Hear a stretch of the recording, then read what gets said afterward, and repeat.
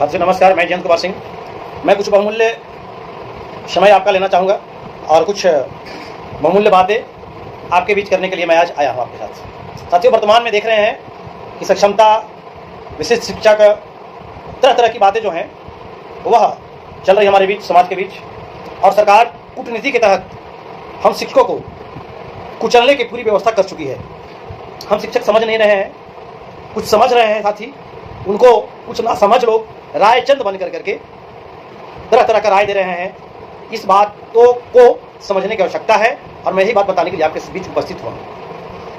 तो सबसे बड़ी पहली बात है कि आज जो कुछ रायचंद लोग राय दे रहे हैं कि संगठन क्या कर रहा है, संगठन उस दिन से कहा था। अरे संगठन, मैं दावे के साथ कहता हूं, यदि संगठन नहीं होता तो आज बिहार में नियोजित शिक्षकों का नाम नहीं होता। तो विश्वास नहीं है तो अदर स्टेट का इतिहास उठा करके देख लीजिए। वर्ष 2003 से जब 1500 रुपया था, 50,000 रुपया किसने पहुंचाया? यही रायचंद वाले, जो रायचंद शिक्षक सक्षमता परीक्षा देकर भर दिया और खुद पास कर गया और बाकी शिक्षकों के हौसला को पस्त कर रहा है। वही वैसे जो आंदोलन को ध्वस्त करने वाले जो शिक्षक हैं, जो उनका इतिहास है कि आज तक न वो कभी धरना में गया, न कभी पटना के प्रदर्शन में गया, वो अपने विद्यालय में समय से विद्यालय भी नहीं जाता था वह, और वही शिक्षक सक्षमता दिया है और देकर शिक्षकों को बर्बाद कर रहा है।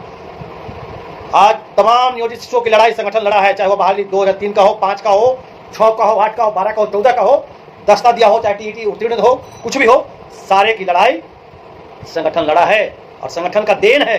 नहीं तो सरकार की जो दमनकारी नीति थी, उस नीति के तहत नियोजित शिक्षकों को कभी फाड़ के फेंक देता। जब सरकार अपनी कूटनीति और दमनकारी नीतियों के तहत नियोजित शिक्षकों को कमाने की व्यवस्था की, हम लोगों ने दीवार की तरह न जिंदगी देखा न मौत देखा और सरकार के सामने आमने सामने भिड़ गए हम लोग और भिड़ करके लड़े हैं और शिक्षकों को न्याय दिलाने का काम किया हम लोगों ने। जिसको जो बोलना है अपने मुंह से बड़ाई करते चले। अभी देखिए वर्तमान में सरकार कितनी बड़ी साजिश रची। जरा सोचिए कि हमारी लंबी लड़ाई चली आ रही थी, एक महज हस्तांतरण की लड़ाई के लिए हम लोग लड़ रहे थे, जिसके लिए नियमावली बनने में 10 साल लग गया। यही नीतीश कुमार जी को 10 साल लग गया, 10 साल का नियमावली नहीं बना। आज बनेगा, कल बनेगा, ये वो करते करते टाइम को पार कर दिए। और आज सभी शिक्षक नहीं समझ रहे हैं। अंदर की बात है कि सबसे पहले सरकार क्या है, योजना बनी कि नियोजित शिक्षकों को हटा देना है। अब इनकी बहाली से हमको वोट नहीं मिलने वाला है, ये हमको वोट नहीं देंगे, ये हमारे वोटर नहीं है। ऐसे ऐसे शब्दों का प्रयोग नीतीश कुमार जी के द्वारा किया गया और करके हटाने की योजना बनाई गई। लेकिन ये लोग इस योजना में फेल रहे हैं। तब वह कैसे इनको हटाया जाए, कैसे इनको किया जाए, कैसे लोग जाल में फंसेगा, इसके लिए सक्षमता परीक्षा का साजिश रचा गया। तो इसमें लोभ में फंसाने के लिए क्या नाम छोड़ दिया गया, राजकर्मी। और उस राजकर्मी में कुछ भी नहीं है साथियों। एक बताइए, सक्षमता परीक्षा जो पास करेगा बिना ग्रेड पे के नौकरी में जा रहा है। एक चपरासी का भी नौकरी है सरकार का, उसमें भी ग्रेड पे होता है। सक्षमता परीक्षा पास करने वाले विशिष्ट शिक्षा में कोई ग्रेड पे नहीं है। आपका अनुकंपा समाप्त कर दिया, सारा नई नौकरी हो गई आपकी। कुछ लोग करके बिरमित कर रहा है। बिरमित मतलब क्या होता है यार? बिरमित लिख दिया कि बिरमित हो गए, उससे सेवानिवृत्ति मिल गई आपकी? कुछ भी नहीं, 20 साल की सेवा समाप्त कर दिया और कह रहा है कि नई नौकरी करने के लिए जाए। ये कौन सा भाई? इसके पहले जगन्नाथ मिश्रा भी बिहार में मुख्यमंत्री हुआ करते थे, जब उस समय से कमेटी से शिक्षक बहाल होते थे हुए थे। और जब जगन्नाथ मिश्रा मुख्यमंत्री बने, जब शिक्षकों का रेगुलर जब किया, सबको जितने पहले से शिक्षक थे वो सबको मर्ज कर दिए। राजकर्मी में मर्ज कर देते आप। हम लोग कोई रोड साफ थोड़े थे। दस्ता दिए जी, दस्ता लिया हमको 93% नंबर का दिखाया। इसके बाद भारत सरकार का आदेश के अनुसार अध्यादेश लागू हुआ। तो जितने बैच 13-14 से बहाल हुए हमारे टीईटी वाले साथी से पात्रता परीक्षा देकर के आए, 28 लाख 30 लाख लोग बैठा, उसमें से 1 लाख 1.5 लाख छन करके आया। सारी क्वालिफाइड लोग हैं और उस पर हमने उठा दिया। लेकिन इसके सरकार से सबसे बड़ा दोषी है हमारे शिक्षक, जो फॉर्म भर दिया, चुपके चुपके फॉर्म भरा। संगठन के लाख मना करने पर फॉर्म भर दिया। हम लोग चिल्ला के बोलते रहे कि नौकरी किसी की नहीं जाएगी, लेकिन लोग नहीं माने। अब कोर्ट का फैसला आ गया, कोर्ट का, हाई कोर्ट से ऊपर कोई नहीं है। अगर फिर भी कोई डाउट है तो उदाहरण बता रहे हैं कि अगर कोर्ट के फैसला में भी जरा सा सुराग रहता तो के पाठक जब तक सुप्रीम कोर्ट का दौड़ लगा देते हमारे फैसले के विरुद्ध। लेकिन कोर्ट शिक्षकों के सम्मान में सारे नियमावली को याद रखते हुए और यह स्पष्ट कर दिया कि एक भी शिक्षक रहेगा तो नियोजन इकाई चलता रहेगा 60 साल तक। किसी को जबरदस्ती आप नहीं कर सकते। जिसको मन है वो जाए वहां नया नौकरी में, विशिष्ट शिक्षक, अति विशिष्ट शिक्षक बन जाए। जिसको मन नहीं है, किसी के साथ जबरदस्ती नहीं कर सकते हैं। नियोजन इकाई में बना हुआ रहेगा। अब इसमें भी लोकतंत्र का अफवाह फैला रहा है। शिक्षकों को रायचंद जो बने हुए हैं, खुद तो फार्म भर दिया। अब शिक्षकों क्या राय दे रहा है कि आप लोग को भी नियोजन इकाई में नहीं रहने देगा, हटा देगा वहां से। कैसे हटा देगा?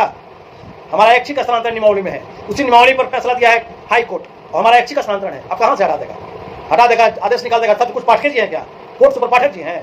शिक्षक जब तक पाठक जी का आदर किया, अब कोई आदर नहीं। हम लोग सब कुछ करने के लिए जा रहे हैं। इसलिए जो साथी फॉर्म नहीं भरे हैं वह बिल्कुल सुरक्षित हैं और आप अपने घर में हैं, आपको सब कुछ मिलेगा। कोई ऐसे राय चंदों के राय में मत फंसिए। ये लोग तरह तरह राय दे रहे हैं। जो है जहां परीक्षा नहीं दिए हैं वह हमेशा सीनियर रहेंगे।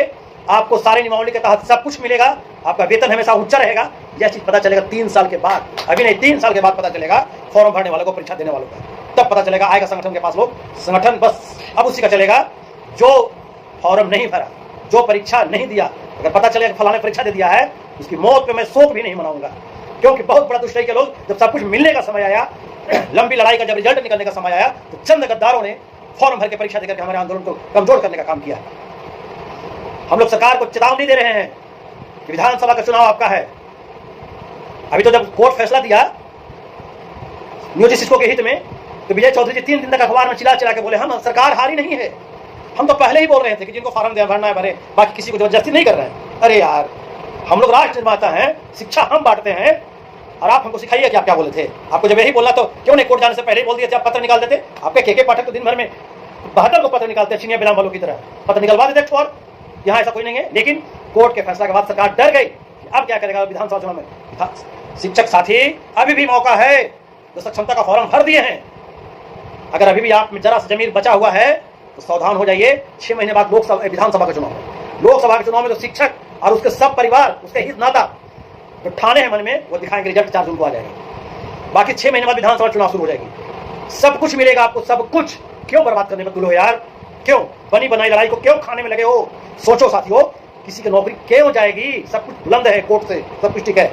इसमें जो भी साथी अगर फॉर्म भर दिए हैं, हमारी बात को सुनकर जरा सा भी आपका जमीन जगता है, तो आप अभी से भी काउंसलिंग नहीं कराइए। देखिए सरकार पे कितना बेचैनी है काउंसलिंग कराने के लिए। सोचिए ना, कितना बेचैनी है।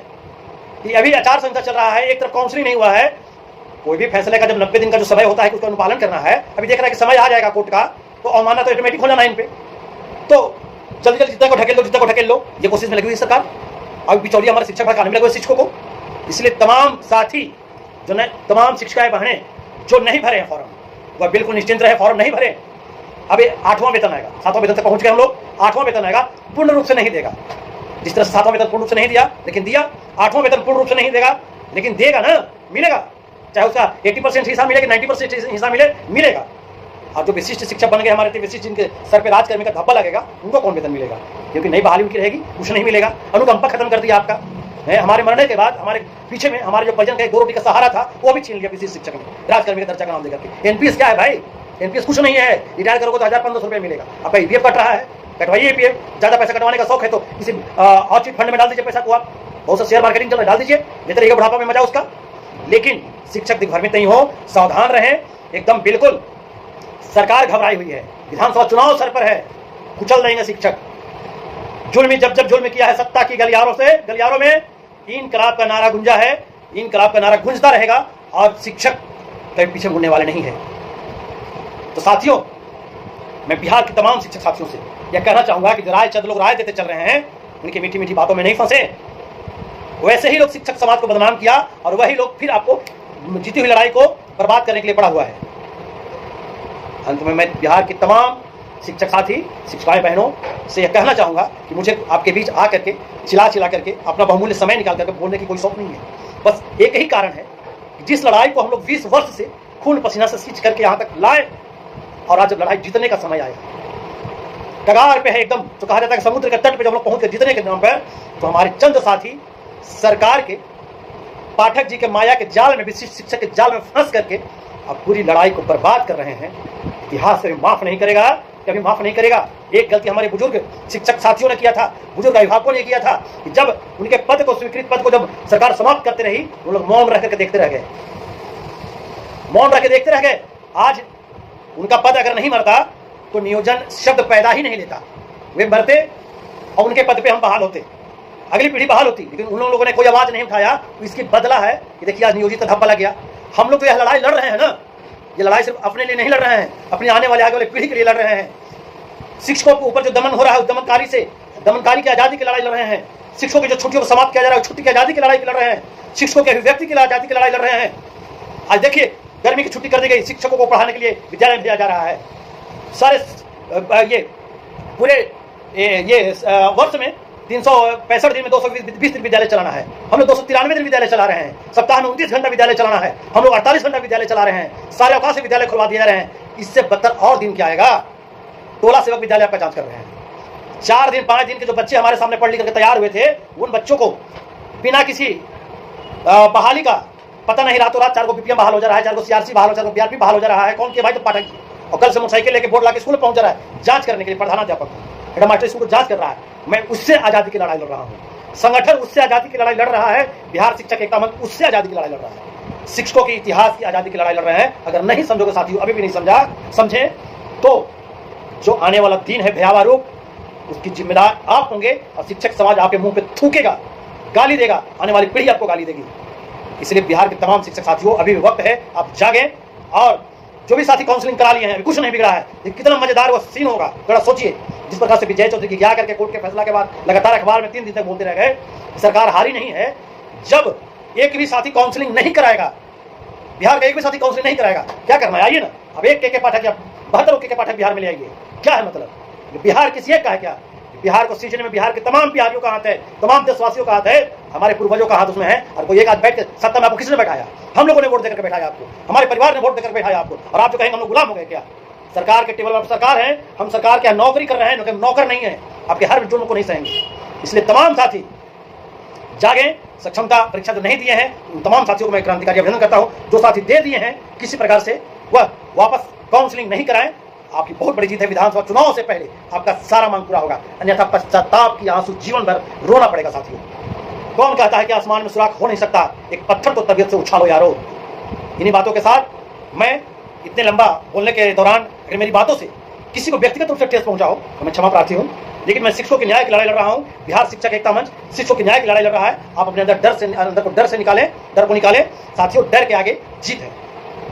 बिना रिस्क का कोई गेम आज तक सफल नहीं हुआ है और हम लोग लड़ाई जीते हुए हैं। 95% लड़ाई जीते हुए, 5% बचा हुआ है। अगर साथी इस समय पर धैर्य से काम ले लिए तो विधानसभा चुनाव से पहले आपकी सारी मांग पूरी हो जाएगी। चलिए, अगर मेरा बात अच्छा लगे तो अनुपालन कीजिए। अभी वक्त है, बहकावे में नहीं आए, किसी रायचंद के बहकावे में नहीं आए। कोर्ट का फैसला है, इससे ऊपर कोई नहीं है। नौकरी हमारी भी है। हम कोई लोकसभा का टिकट लेकर चुनाव लड़ने नहीं जा रहे हैं। हम मोदी जी की पार्टी में शामिल होने नहीं जा रहे हैं। हम नीतीश जी की पार्टी में शामिल नहीं होने जा रहे हैं। हम आपके बीच में हैं। हम आपके लिए आंदोलन में दरी बिछाते हैं। हम आपके लिए आंदोलनों का चप्पल साइड करते हैं।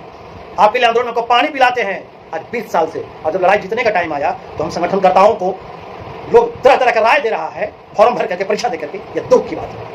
इसलिए साथियों चेत जाए, समय रहते सुधर गए तो ठीक है, नहीं तो दुख भोगे। बाकी जो भी साथी फॉर्म नहीं भरे हैं, नहीं भरे, बिल्कुल बिंदास रहें। कहीं कोई दिक्कत, किसी की नौकरी खतरा नहीं आएगा। किसी सरकार की ताकत नहीं है, किसी सरकार की औकात नहीं है ये आपकी नौकरी खा जाए। इन्हीं चंद बातों के साथ इनकलाब जिंदाबाद, भारत माता की जय, शिक्षक एकता जिंदाबाद, शिक्षक एकता जिंदाबाद, जय शिक्षक।